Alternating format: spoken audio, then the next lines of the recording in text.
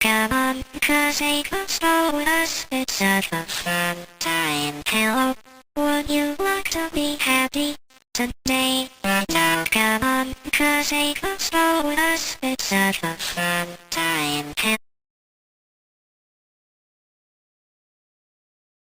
Back it up, back it up, back it up, back it up, back it up, what? Back it up, back it up, back it up, back it up, back it up, get it back it up, back it up, back it up, back it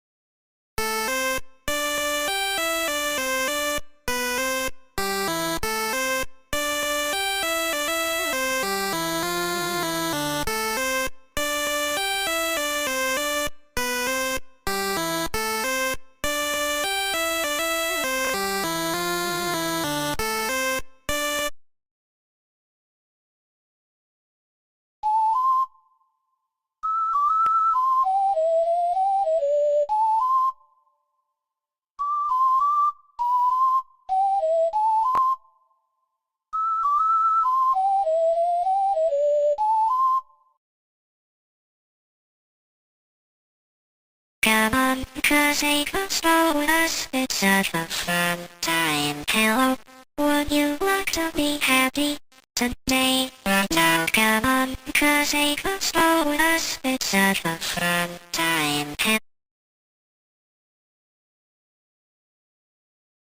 Back it up, back it up, back it up, back it up, back it up. What? Back it up, back it up, back it up, back it up, back it up, get it back it up, back it up, back it up, back it up.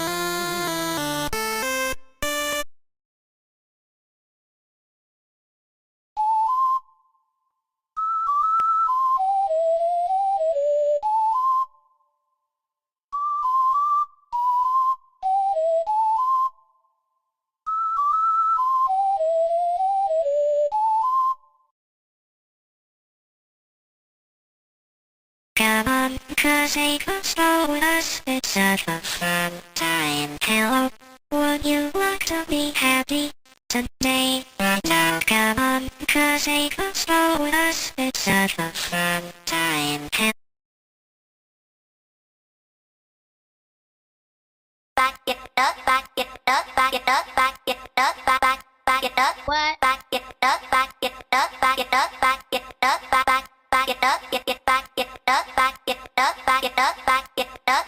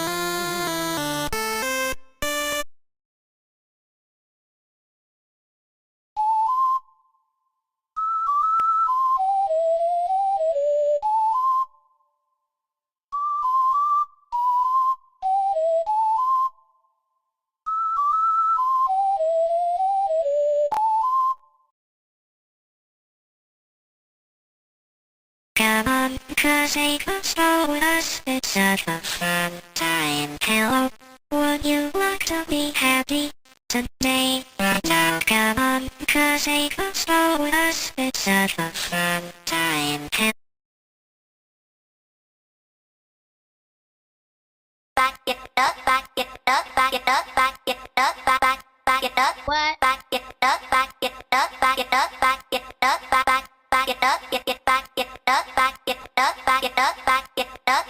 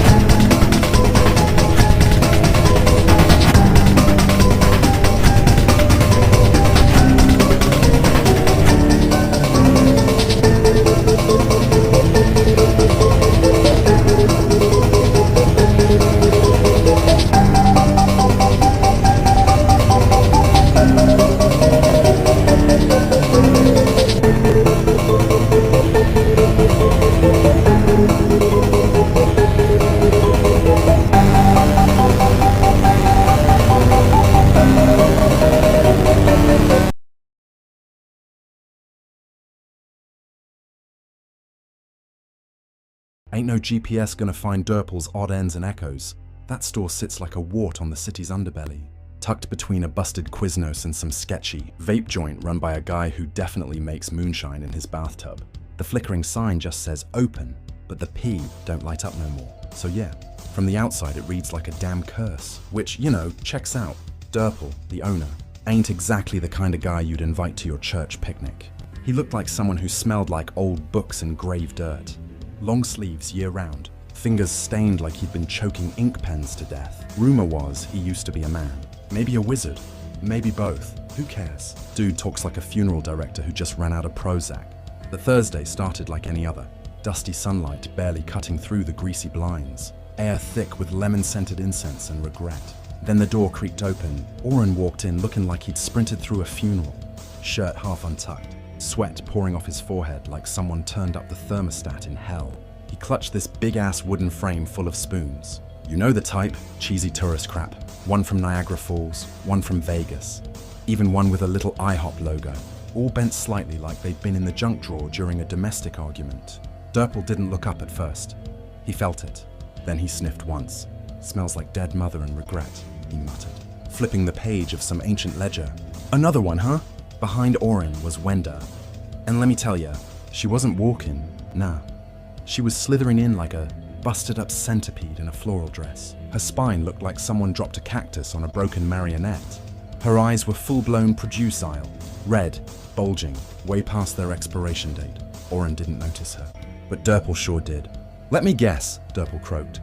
You bringing in Mommy's haunted spoon stash? Oren blinked like he'd just woken up from a coma. My mom? Yeah, these were hers. She died last spring. Durple rolled his eyes. Of course she did. And let me guess, the drawer kept opening at night. Maybe a few cold spots. Little whispers when you're trying to take a piss. Oren opened his mouth, then closed it. Yeah, nailed it. She's here, Durple muttered. And she is pissed. Wenda hissed, hunched over like a half-rotted crab. Eyes locked on the spoons like she was gonna eat him. One from Orlando started vibrating. Durple stood up slowly, walked over to Oren, and stared dead into his eyes. Then he flicked his fingers in front of his face, like he was testing a windshield wiper. Oren didn't even flinch, just kept staring at the spoons. Classic fogged up mind, Durple said, already walking back to the counter. 1,000, cash only. Oren reached into his wallet and pulled out exactly 10 crisp $100 bills. Like he was hypnotized, he set them down gently, like he was laying flowers on a grave.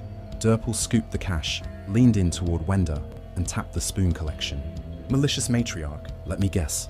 Controlled everything in life. Now can't shut the hell up in death. Wenda snarled, her jaw creaking open like an old oven door. You dare disrespect a mother? Lady, Durple said, sighing. I've had flatulence that's more nurturing than you. She lunged, full reptile mode, spines flaring, nails clicking like dog claws on a linoleum floor. But the second she tried to pass the spoon, case, wham, she hit an invisible wall like a pigeon on glass. Durple didn't even blink. You try that again. I'll dunk your anchor in acid so potent it could dissolve a Chevy Tahoe. He popped open a container behind the counter, thick, bubbling liquid inside.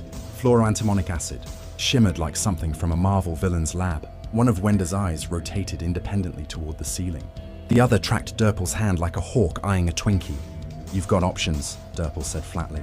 You sign the servitude contract, behave, and I ship your crusty ass to some second-hand shop in Toledo. Best case scenario, some sweet old biddy buys you and starts winning at bingo. She snarled again. And if I don't? Durple nodded toward the bubbling tub. Or worse, he said, stepping to the gun safe bolted into the floor. He spun the dial, slow and deliberate. Click, clack, snap. He opened it. The sound inside was wrong, like being in a Waffle House at 3 a.m. But everything's reversed. Customers on the ceiling, eggs cooking in reverse, and someone humming in Latin behind the jukebox. Screams poured out, screams that bent the air. Not loud, heavy, made your brain feel sticky. Even Wenda went quiet. Durple smiled, cold and cruel. You break this deal, you go in the safe. And let me tell you, once you're in, even I ain't dumb enough to open it again. Wenda trembled, her cracked fingernails tapping the floor like Morse code. She dropped to all fours and hissed, but not like a threat, more like a dying radiator. I'll take servitude. Durple pulled the contract from a drawer and slid it across the counter. Her nasty, rotted finger pierced her own skin and signed in blood. Durple sniffed. Great. Now get comfy in a Goodwill bin and try not to bite anyone. He lifted the spoons, bundled them in bubble wrap, and shoved them in a box labeled slightly cursed, mildly sad. As Oren stumbled out the door, Wenda was already fading, trapped to her anchor. She gave Durple one last look, spitting venom from her collapsing teeth. May you rot. Durple raised an eyebrow. I'm immortal, sweetheart. We'll both be rotting, but I'll still look better. He closed the door behind her and muttered to himself, another day, another petty ghost hack. And just like that, the shop settled back into silence. The blinds twitched, the acid bubbled, the safe hummed like a sleeping dragon. Durple wiped down the counter and sipped his cold Mountain Dew Code Red. God, I hate Thursdays. It started with a hum, not your usual someone left the fridge open hum. This one was wrong, deep in the bones. The kind of sound that makes rats go quiet and babies scream through walls. You feel it in your fillings. Durple was in the back, scraping crusted demon grease off of George. Foreman grill he used to cook haunted Pop-Tarts. Then the air thickened, like breathing through hot gravy. He looked up. The bell above the shop door exploded. Shards shot across the room like someone took a sledgehammer to wind chimes. Lights flickered.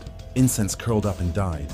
Even the mounted Arby's clock on the wall stopped ticking, and in he walked. Oax, tall, eyes black like tar pits, face slack like someone just whispered a horrible truth into his soul. He moved like he wasn't in control of his legs anymore, like something else was wearing him. Durple froze mid-wipe. He smelled it before he saw it. The thing that followed Oakix inside, like ozone and rotting teeth, the kind of smell that makes you remember every bad thing you've ever done and wish you hadn't. It wasn't a ghost, wasn't even a spirit. It was something way worse, a mass, a static pulse, a living shadow. The thing writhed through the door like oil mixed with TV static. It churred and buzzed like 1,000 dying cicadas all trying to tell the same joke. Durple's gut twisted. This thing wasn't summoned. It came of its own damn will. And the worst part, Owaxex was the anchor. Shit, Durple muttered. Backing behind the register and instinctively grabbing the salt shotgun under the counter. Didn't matter. Salt wasn't going to work on this thing. Nothing standard would. It wasn't just haunted. This thing possessed and anchored to a living body. That broke every rule Durple kept in his mental binder of paranormal crap. Owaxex stopped in the middle of the store. His mouth opened like a ventriloquist dummy and whispered with 10 voices at once. I am here to be seen. Durple didn't answer. Behind Owaxex, the static mass thickened, then snapped, like a rubber band pulled too far. And in that moment, Durple saw it all. The visions hit him like a truck full of VCRs. 4 women, wrist deep in copper wire, skin peeled to the bone, doused in Walmart brand kerosene while a voice laughed, like a middle schooler watching a frog explode. The lighter clicked again and again. Then thwomp, flames erupted. Durple smelled their hair fry, heard their screams bounce off metal shelves and concrete flooring, echoing like some twisted karaoke track in a Home Depot warehouse. He staggered, gasped, held onto the counter to stop from puking up his lunch. Cold chili from a Circle K cup. When the vision faded, Durple stared at Oax. The man didn't flinch. That was when it hit him. This wasn't just a bad haunting. This wasn't some crusty grandma who slipped down the stairs and wants closure. This was a killer, a serial one, something dark and old and slick with blood. Oaxex was just a meat puppet. The real thing, the laughing, burning evil, was inside the static. And now it was here. Durple reached beneath the counter and opened the bottom drawer. Inside, a 6-round revolver, chrome, engraved with symbols from at least 4 dead languages and one still whispered in Florida swamp churches. He thumbed in a single silver-tipped bullet. Oaxex looked up. Durple stared down the sights. You got a wife? Oaxex blinked. Daughter? No answer, but his fingers twitched. Durple sighed. I'm sorry.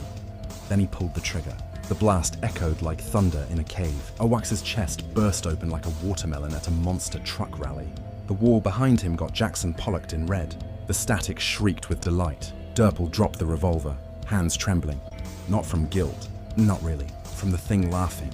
The static circled him, buzzing, biting the air. It wanted this. It wanted him to feel broken, to make the choice. Durple knew the rules. He had to claim the skull to trap it. So he worked. For 3 days straight, he hacked Oaxex apart, fed the body to beetles he bought from a guy named Kluka who ran a roach farm out of his trailer behind an auto zone, scrubbed the blood with industrial bleach and old prayer water. And that damn static never left his side. It laughed when he cracked the skull, cackled when the skin peeled back, snickered when the yellowed bone was clean and hollowed out like a Halloween gourd. And when Durple finally locked the skull in his screaming vault, the shop fell quiet again. But Durple knew it had won something. It had taken a piece of him. Not just guilt, not just fatigue, something deeper. He leaned against the counter and stared at the cracked light above his register. And for the first time in 2 centuries, Durple was tired.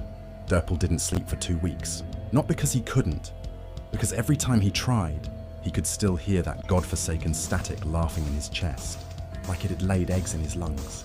He drank cold black Wendy's coffee, smoked ghost thistle cigarettes rolled in Bible pages, and stared at his safe like it might grow arms and punch him in the face. Then one Tuesday afternoon, something new happened. The bell over the door, the new one, bolted in with cursed nails and dipped in blood from a priest, who was definitely on parole, gave a soft ding. No explosions, no flickering, just a ding.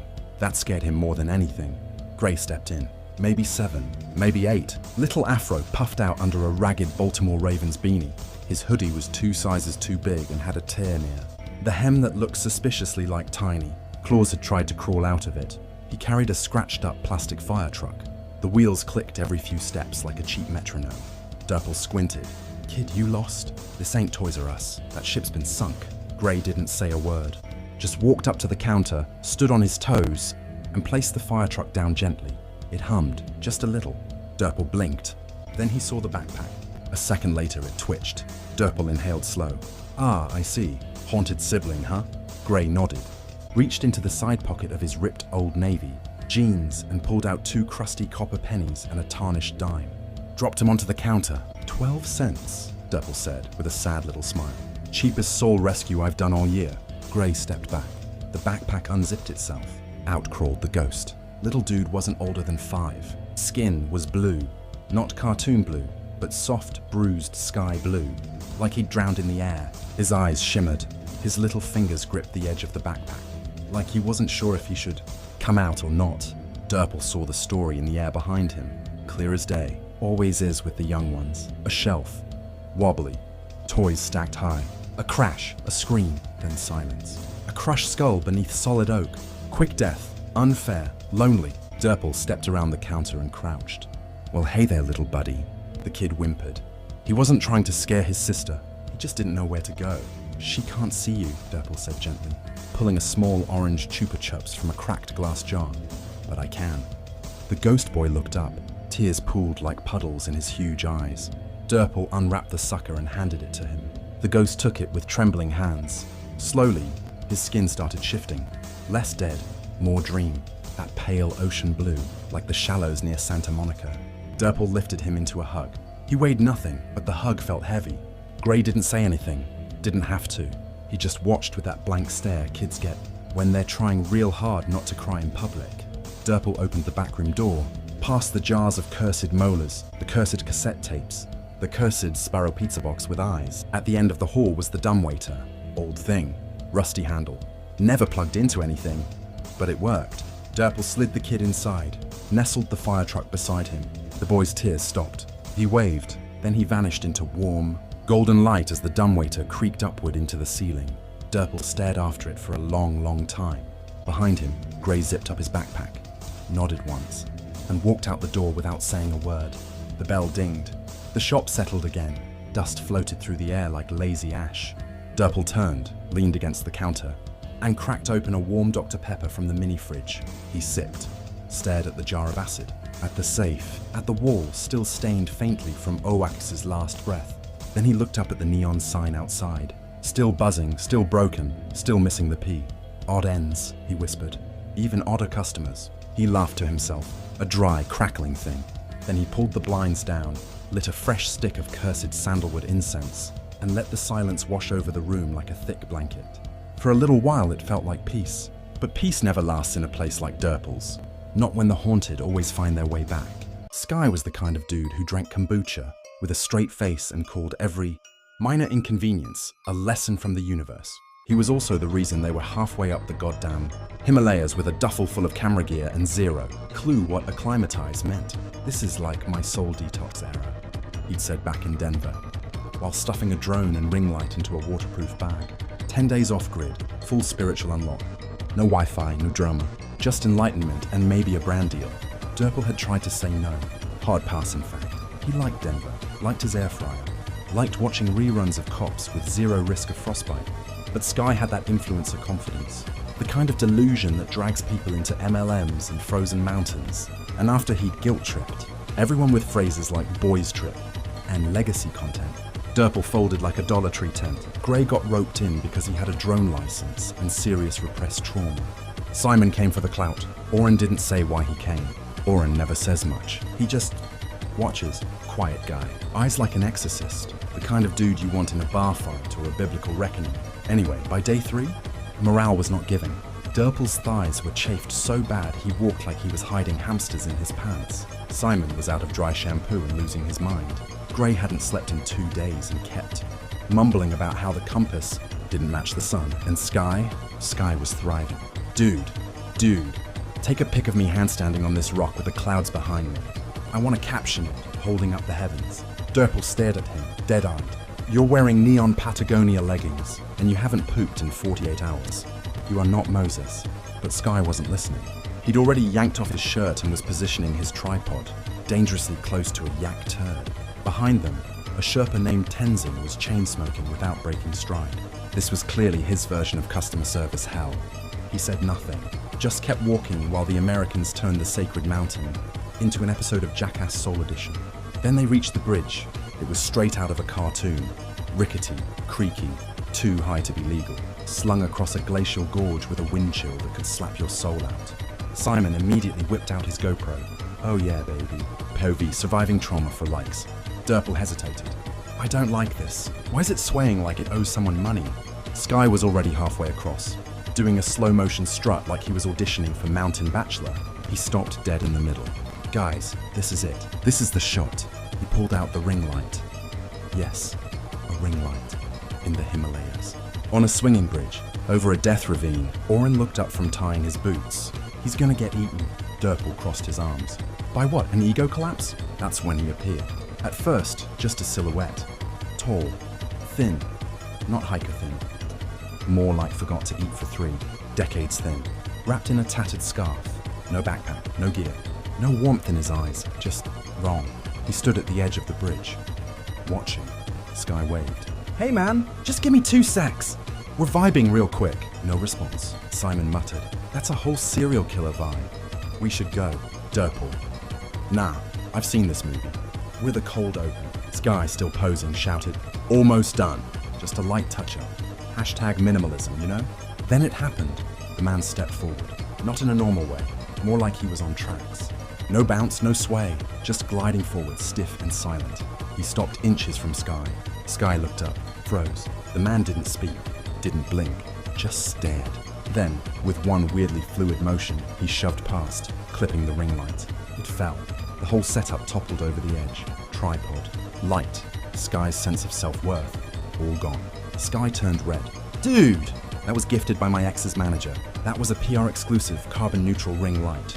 The man didn't even acknowledge him, just turned his head, slow, creaking, too far to the left, and looked, like he was memorizing Sky's entire existence. Then he turned and walked off the bridge, straight into the woods. Didn't follow the path, didn't even check footing, just vanished into the trees like a glitch in a horror game. Nobody said anything for a long time. Durple finally spoke. Did anyone else feel like that guy downloaded Sky's face? Oren nodded. Yup, Simon. Y'all ever heard of Skinwalkers? Because that felt very premium subscription version. They kept hiking. Sky got weirdly quiet. Kept checking his reflection in his cracked phone. Screen, like he wasn't sure it was still his. They didn't talk about it. Not yet. The path narrowed. The wind got louder. Even the yaks stopped making noise. Then came the tapping. They reached a remote village by nightfall. 4 huts and a single burning stove. Looked like a postcard from the apocalypse. The only local who acknowledged them was a wrinkled Sherpa who looked like he'd personally seen hell and called it a roommate. He barely spoke English, but after enough begging, and Durple offering him half a protein bar, he opened the smallest hut. It was cold, dusty, 1 cot. No lock on the curtain. Still, they took it, Beats freezing to death next to a haunted ring light. Durple passed out fully clothed. Gray stared at his notebook, sketching something in the margins. A face with too many teeth. Oren sat by the curtain, silent. Simon tried to upload one last video. No signal.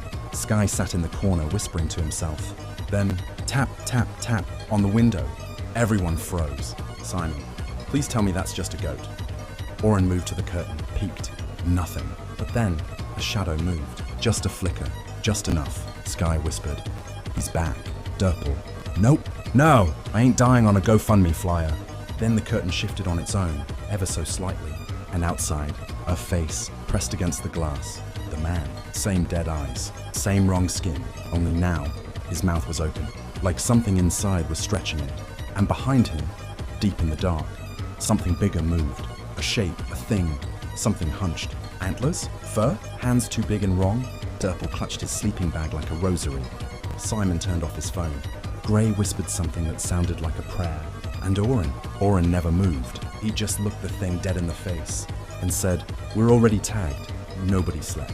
Not really. Durple had his hoodie pulled so far over his face, he looked like a sentient laundry pile. Simon was curled into a fetal ball, whispering something about copyright strikes and, "How do you tag a demon?" Gray kept drawing symbols in the dust with a stick. Maybe protection sigils, maybe runes, maybe just panic doodles. Oren hadn't blinked in hours. Dude was staring at the curtain like it owed him child support. Sky just sat in the corner, knees to chest, face pale like he just found out Instagram was permanently down. At some point, the fire died. No one moved to relight it, and outside, the wind laughed. That's the only way Durple could describe it later. Not howling, not whistling, laughing. Like the mountain thought they were hilarious. At dawn, the Sherpa was gone. No goodbye, no footsteps. Just a blanket left folded by the door like it had been respectfully declined by a ghost. Simon cracked first. "I'm done. I'm out. I don't care if I freeze to death wearing Sky's backup leggings. I am not staying here another night with Casper the Skin Collector." Gray deadpan. "It's not a ghost, Simon." "Okay, then what the hell is it?" "Because my ring light didn't teach me how to deal with nightmare taxidermy." Durple. "We saw a man with no soul being worn like a Halloween mask. Let's not split hairs on what kind of hellspawn we're dealing with." Oren said nothing, just packed his gear. Sky finally stood. "I saw something last night, Simon." "We all saw something, bro." "You mean the thing using your reflection like a Pinterest board?" Sky. "No, on my phone. It recorded." Gray looked up. "What do you mean it recorded?" Sky pulled out his phone, cracked screen glowing. There was no signal, but the camera kept running. I checked the clips. It's not just him out there. He opened the video, and there it was. A figure crouched behind the man's corpse. Big, hunched, fur soaked in blood and meltwater. Its hands weren't hands, not claws either. More like tools. Bone carving, face holding, shape stealing tools. And its face wasn't a face. Just stretchy skin. Tight and wrong. Like something pretending to be human, but downloaded the wrong file. And in its hand, Sky's phone. Sky dropped the device. It skidded across the floor like it was burning him. Simon whispered, "Why does it have your phone?" Oren finally spoke. "It's not hunting. It's studying." Durple. "So what?" "It's out there like some freaky content curator, scrolling through our TikToks trying to figure out how to walk like a bro." Gray. Or worse, it's trying to be one. They left before noon. Didn't even try to say goodbye to the villagers. One guy looked out a window, crossed himself, and shut the shutters like he'd seen this show before. Sky tried to joke on the trail, said something like, "Guess this trip's gonna hit different on LinkedIn." But it landed like a funeral balloon. Every step felt heavier. The woods weren't woods anymore. They were watching. You could feel it. Trees that didn't look the same twice. Shadows that didn't line up with the sun. At one point, Simon swore he saw a shape staring at them from a ridge. But when he pointed, it was gone. And then they reached the clearing. No warning, just open space. Too open. No wind. No birds, no life. In the center, a stone platform. Like an altar. No carvings, no purpose, just a phone, standing upright. Gray approached first. "Don't touch it." Oren pulled him back. "It's bait." Durple crept around the side. "Wait, that's..." Simon's phone. Simon checked his pocket. His phone was there. He held it up, confused. Unlocked it. The screen was black. Then it flashed. Live stream. But it wasn't his face. It was a version of him. Smiling. Too wide. Too still. Just standing in front of the stone. Streaming. No caption. No audio. Just a caption that read, "New drop. Tag yourself." Simon screamed. Through the phone. It bounced and shattered. Sparks flying. Oren raised the axe. "Move!" They ran again. This time through the trees, didn't matter where, just away. Branches clawed their arms, snow slapped their cheeks, their gear was scattered all over like it was trying to escape too. Derpel fell, rolled down a slope and face planted into a snowbank. When he looked up, he saw himself, standing 10 feet away, same hoodie, same hiking boots, same terrified expression, except wrong. The face didn't move, the eyes didn't blink, and where his mouth should have been, a smile carved into the skin. Derpel screamed, the thing blinked, vertically, and then it mimicked the scream. Not a sound, just the motion. Mouth opening too wide, body trembling, mocking him, then it ran, back into the trees. Derpel scrambled back uphill. It's copying us. It's copying our emotions. Sky cut him off. It's building a better version of us. Simon. Better? It looks like a Craigslist clone dipped in trauma. Gray. It doesn't want to kill us. Oh, what a relief. Gray. It wants to replace us. They found an old stone hut before sunset. No door, no windows. Just a place to collapse and breathe. Oren barred the entrance with his body, sat with the axe and stared into the dusk. Sky finally cracked. I think this is my fault. Derpel. No, Sherlock. Sky. I posted the location. I tagged the trail. I geo-pinned the monastery and called it Ghost Core Vibes. Simon. You invited it. Sky nodded. I gave it signal. I gave it audience. Outside, something moved. Not loud, not fast, but confident. Like it already knew the ending. That night, the mountains stopped pretending. No more wind, no more fake forest ambience. Just silence, thick and loud. Like the whole world was holding its breath for a punchline that was never coming. Inside the hut, Sky was pacing. Derpel was rocking. Gray was sharpening a stick with a broken GoPro mount. Simon sat in a corner whispering, "This is not happening," like it was a mantra. Oren hadn't moved. He was sitting cross-legged with his axe, staring at the door like it had personally wronged him. Sky stopped pacing and pulled out his phone. Again, Derpel snapped. "What are you doing? Checking if it's subscribed?" Sky. "No, I'm checking the stream. It's still live." He flipped the screen toward them. There they were, all 5 of them, streaming. Sky, Derpel, Gray, Simon, Oren, sitting in the hut. Same positions, same clothes, same expressions, except they were smiling. All of them. Just smiling, wide, frozen. Oren stood. "That's not a reflection." Gray nodded slowly. "It's rehearsal footage." Derpel backed into the wall.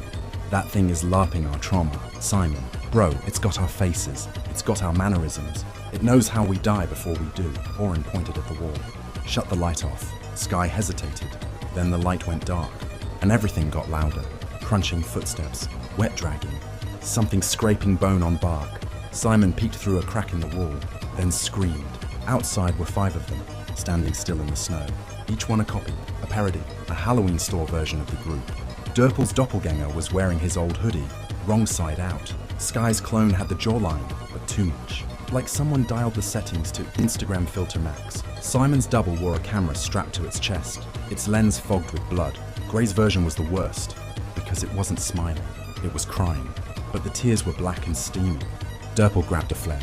"We torch them, we run." Gray stopped him. "We're not fighting them." Derpel. "Then what?" "Leave a Yelp review?" Sky stepped forward. "We end the feed." Simon. "What?" Sky. "It's watching us because we gave it an audience. We end the feed, we end the access." Oren. "Burn the phones." Everyone froze. Derpel. "You're joking." Oren. "No stream, no mirror, no pattern, no performance." Simon held his phone like it was his last lifeline. "But my cloud." Oren grabbed the phone and snapped it in half. Pop.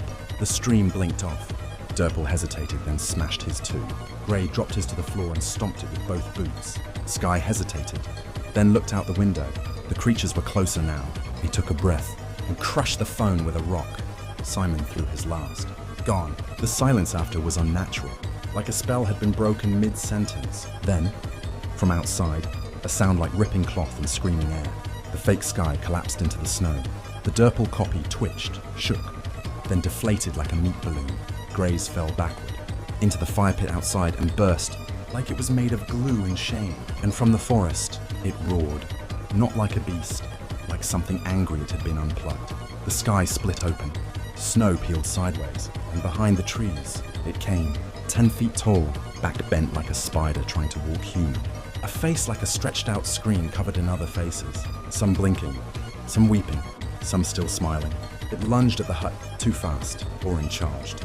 He met it mid-air with the axe, slamming it right between the thing's twitching eye sockets. It screamed and exploded into ash. They were found 2 days later by a rescue chopper. Only 4 came back. Oren was gone. No body, just his axe. Clean and steaming, buried in the center of a scorched clearing. Sky deleted his accounts. Durple moved to Kansas, bought a dog, named it Nope. Gray stopped speaking for a year. Simon opened a crystal shop and now refuses to say the word content out loud. As for the thing, no one's seen it since. But sometimes, if you scroll too deep into your FYP at 3 a.m., you'll find a live. No username, no caption, just a shaky video. A snowy forest, a hut in the distance, and 5 familiar faces, smiling. Gray rolled back into Elm Creek, Ohio, behind the wheel of a rental Nissan. Altima that smelled like someone had chain-smoked. Sadness into the upholstery. The GPS kept glitching out around mile marker 97, like even Google Maps knew better than to guide anyone into this town after dark.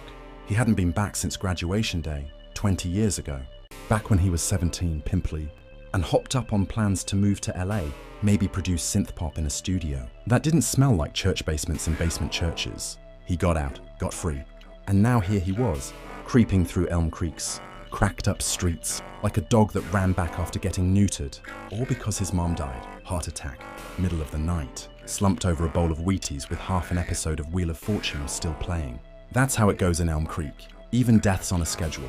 He passed the old BP station and saw Durple still pumping gas, one hand on the nozzle, the other cradling a vape the size of a hot glue gun. His hair was longer now, maybe on purpose, maybe just gave up. Yo, Durple said through a cloud of peach mango frost. Durple, Gray said, nodding like the years hadn't crusted between them like grease on a diner floor. You back for the funeral? No, Gray said. I just missed the smell of regret and burnt plastic. Durple cracked a laugh, then looked over Gray's shoulder at nothing. His pupils shrank like someone had flicked a flashlight in his face. You staying till Sunday? Gray raised a brow. That a threat or a flirt? Durple leaned closer. His breath smelled like nicotine and something older. Don't stay past Saturday night. I'm serious, dude. You remember midnight, right? Gray did. He really didn't want to, but it bubbled up anyway, like acid reflux made out of childhood trauma. Midnight mass. Once a month, town got quiet as a morgue. Every adult disappeared after dark, dressed up like they were headed to a wedding that nobody RSVP'd for. And every kid, locked inside with the lights off and the TV muted, told that if they so much as peeked out the window, the patch people will pull your skin inside out and wear it to prom. Classic Elm Creek parenting. Gray used to think it was all just small-town drama, like Santa Claus with a body count. But now he wasn't so sure. He drove down Maplewood Lane, past the old park where Kluka once broke his ankle trying to impress. Pinky with a double kickflip. The jungle gym was rusted to hell. Someone had graffitied, fertilized the bloom across the monkey. Bars in bright pink spray paint. Subtle, Gray muttered. His mom's house looked the same, except the grass was too green. Not regular Midwest green. This was acid trippy, lawn care commercial, eat your soul green. He half expected it to start whispering at him when he stepped out. Inside, it still smelled like cinnamon air freshener and broken promises. On the coffee table, someone had left a Funyuns, bag half open, and a church bulletin with the title, Welcome Back, Vessel. He flipped it over. On the back, a list of names handwritten in red ink. His was third, right under Garnold and Mr. Fun Computer. Later that day, he stopped by the Elm Creek General Store to grab a six-pack and see if the town still stocked reality. The bell above the door jingled like it had PTSD. Behind the counter was Wenda, the girl who once lit a whole Taco Bell bathroom, on fire because someone looked at her wrong in 6th grade. She smiled too wide, like she was trying to convince her cheeks not to split open. Gray, she said, as if it had flavor. You're back. Don't remind me. We're so glad you returned. Returned, not visited, not dropped by. Returned. Like he was a library book someone forgot to burn. When he asked for a pack of Camel Lights, Wenda just nodded, slow as molasses on benzos, and handed him a folded piece of paper along with the smokes, written in shaky ink. You have dirt on your tongue.